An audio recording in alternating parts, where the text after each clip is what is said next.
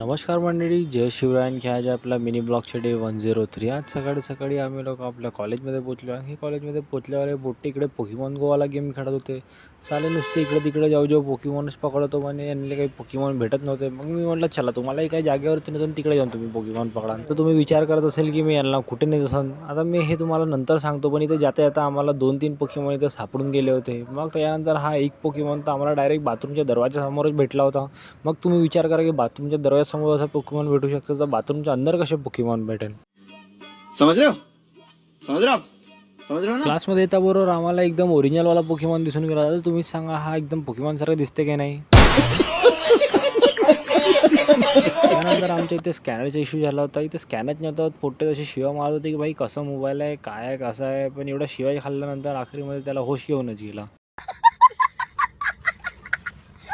त्यानंतर आम्ही मस्तपैकी क्लास वगैरे अटेंड केली, आणखी मग घराकडे निघालो. घरी आल्यावर बघितलं तर अजून त्याचा नवीन मोबाईल आला होता. हा OnePlus Nord C6 जो आता नवीन निघालेला आहे. आणखी इतका प्रीमियम वाटत होते तुम्हाला काय सांगू. संध्याकाळी ग्राउंडवर आल्यावर हा वातावरण पाहून तर मी खाली मॅट टाकून सीधा झोपूनच गेलो. तर चला साठी इतकंच, भेटूया नेक्स्ट व्लॉगमध्ये.